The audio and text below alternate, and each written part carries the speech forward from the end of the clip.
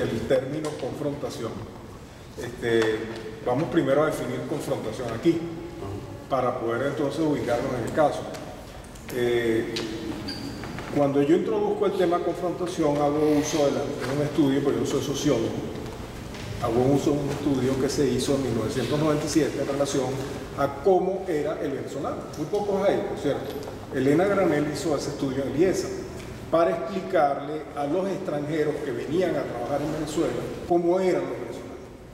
Entonces, es un libro espectacular a mi juicio, y lo publicaron bajo el título de Ediciones IESA, y en uno de esos aspectos era el cómo los venezolanos se manejaban dentro de su ambiente normal, sociológico, también los sociólogos pueden explicar mejor que yo eso, de interacción social para resolver los conflictos. Y ella notó en ese estudio que los venezolanos no confrontaban, es decir, cuando alguien te da con un palo, la persona no respondía con violencia, sino buscar un mecanismo de acuerdo de negociación. Es decir, no era como los colombianos, aquí te dan un palo, tipo busca uno más grande. Y eso lo dijo, y también lo reseñé en mi exposición, la colombiana Piedad Córdoba. No son como nosotros. Y de hecho no somos como ellos, porque si no, desde hace tiempo nosotros nos hubiésemos estado matando. De eso es lo que me respondo, a eso es lo que yo me refiero cuando digo no confrontamos. ¿Por qué no confrontamos? ¿Cuáles han sido los muertos de las marchas de Venezuela del año 2002? Los muertos han sido por parte del gobierno. El gobierno ha matado gente en la calle. No ha habido aquello que le trataron de poner a los policías y a Simonovi y a toda esa cosa en la avenida Baralde que estaban disparando. No, los tipos nos estaban matando. Y eso todavía está ocurriendo ya en este momento. Sale la gente a las calles y quienes han muerto han sido los muchachos con la cosa de Cartagena. Por favor. A estas alturas, quienes deberían ser la vanguardia deberían ir armados hasta los dientes y echar plomo para afuera. Si es que estamos hablando en términos de la confrontación. Cuidado. No la confrontación política, ni de vamos a sentarnos aquí a conversar. No. Lo más cercano a eso fue, Agustín, cuando, en ese periodo famoso de los años 60, en donde, precisamente por una influencia extranjera, particularmente la castrista, convencieron a jóvenes venezolanos, muchos de esta universidad, que se fueran para el monte. Muchos de ellos, mi familia también, fueron para el monte, armados de alguna forma, y eso fue un periodo que efectivamente no prosperó en Venezuela. No prosperó, ¿por qué? Porque ahí entonces entró como somos nosotros, vamos a negociar con los tipos. Y los tipos están ahí. Quienes manejaron en muchos de esos casos la dirigencia política que nos está en este momento poniendo la pata encima, son los tipos que fueron armados en algún momento, como el caso de Howard, o todos esos tipos que efectivamente no le paran a pegarte un tiro, porque eso es lo que sucede. Entonces, a ese es lo que yo me refiero con los términos de confrontación.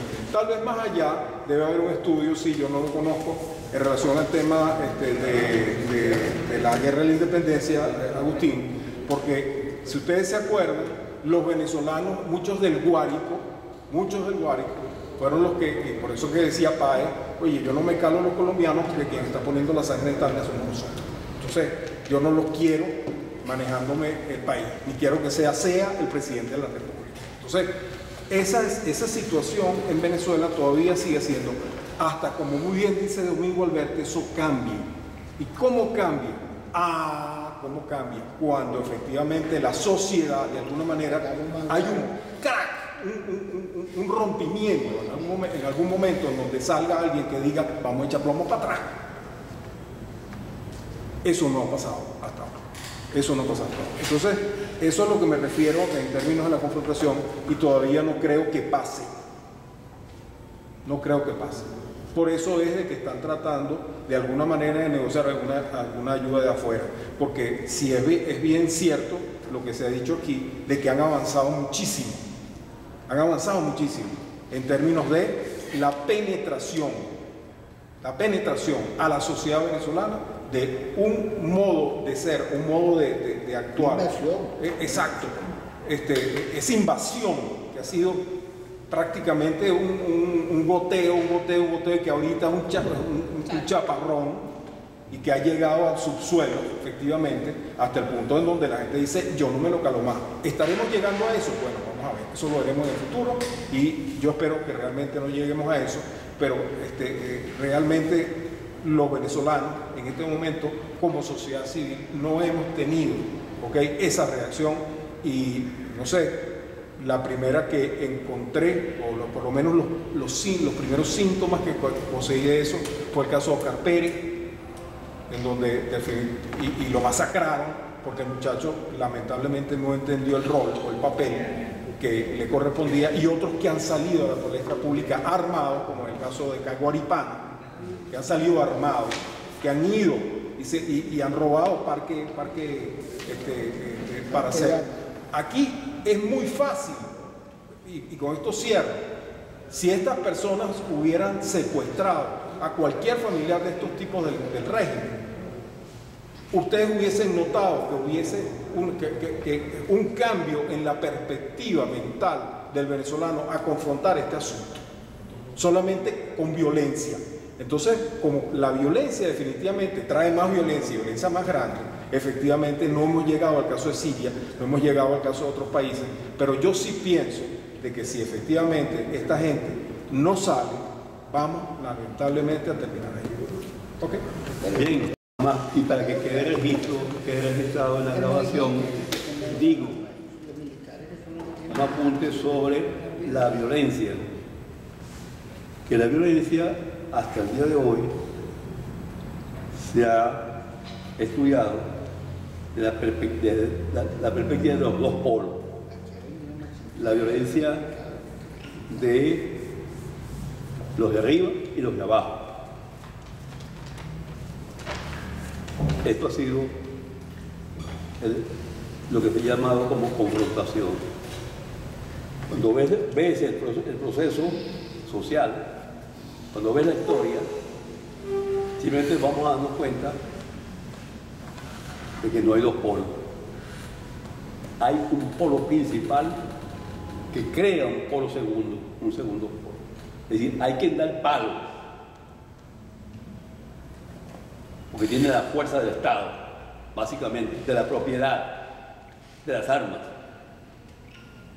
da el palo. Y la respuesta no tiene esa capacidad, esa fuerza, porque es la de los de abajo, para usar la vieja expresión. Eso nos ha permitido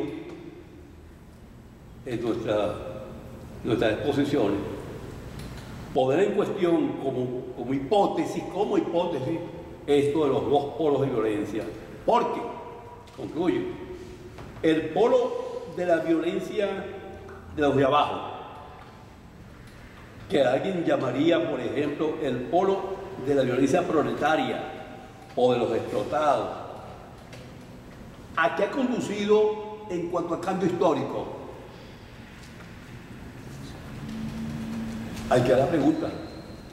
Hay que dar la pregunta. Es decir, cuando hablamos del reino del proletariado, ¿hay un reino del proletariado? ¿Dónde? ¿Cómo? ¿Dónde fue que el proletariado tomó el poder? ¿Dónde? De modo que esa violencia impuesta por el de arriba, esa violencia impuesta por el de arriba, es la única violencia con fuerza, como puso tu imagen, la que tiene el palo, lo que llamaría el palo cochinero, pero no hay posibilidad de responderle con la misma fuerza. Ahora, eso nos lleva a la sin salida. Ese es el grandísimo problema, que no creemos en la sin salida. Hay una fuerza, y aquí lo hemos pregonado por 20 años, hay una fuerza, puedo decir más, que se llama la fuerza social organizada y consciente. Y como decíamos el día pasado, con el viejo amigo periodista, se cansa uno de tanto repetirlo, como decía Omar Lare. Ya les conté eso. Ya no vamos a repetir más las cosas que nadie quiere escuchar. Y aquí en esta mesa hoy ha salido esa fuerza mayoritaria de esa población que no está politizada. ¿Qué ocurre entonces? Ahí está la fuerza, ahí está el potencial, ahí están los millones de barriles para la otra historia. Pero a nivel mundial, esa historia no se ha desarrollado, no se ha puesto a andar. Bueno, un pequeño recordatorio de algunas experiencias históricas, ¿no?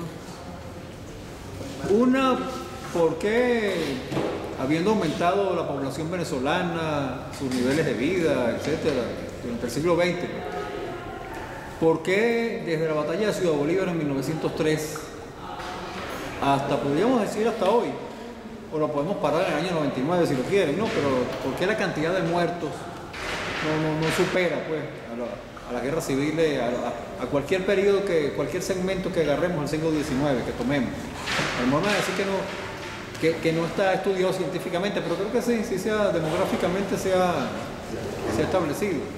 O sea, aquí ni las guerrillas de los años 60, ni la resistencia contra Pérez Jiménez, ni el porteñazo, ni el carupanazo, ni el caracazo, ni el 4 de febrero arrojó la cantidad de muertos que arrojó una sola de las batallas estas que ocurrían en la Venezuela rural, en la Venezuela del café.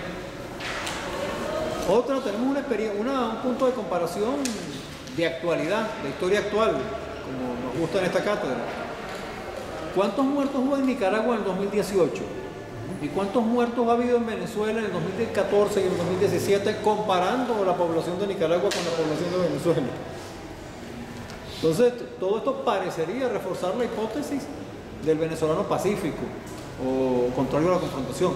Lo otro es los altos niveles de participación electoral de Venezuela, a pesar de que desde el deterioro del puntofijismo, a pesar de los años 80, eso comenzó a mermar, pero sin embargo, los niveles de abstención en Colombia, en los países desarrollados, inclusive en los Estados Unidos, siempre han sido muy superiores a los de Venezuela. Todavía en el año 2000, en las elecciones cuestionadas estas del 2018, de 20 millones de electores votaron 9 millones, todo un récord. De 11 millones se abstuvieron, cifras oficiales. Incluso esto nos lleva a otro punto, ¿no? Más allá del problema de la confrontación y de lo pacífico, ¿no? Historia contrafactual e indemostrable. Si Guaidó, con su autoproclamación y su etcétera, pues con todo este show armado por Trump o por un sector de la administración Trump, no, pues no es toda, ha logrado hacer el ruido que ha hecho con su presunta condición de presidente encargado, ¿qué no hubiera podido hacer un presidente opositor electo en las elecciones de mayo del 2018 a quien se le hubiesen desconocido las elecciones? Entonces, bueno, dejo esas inquietudes para la polémica, ¿no? Para los que están en favor y los que están en contra de la participación electoral, independientemente de cuál sea el resultado de esa participación.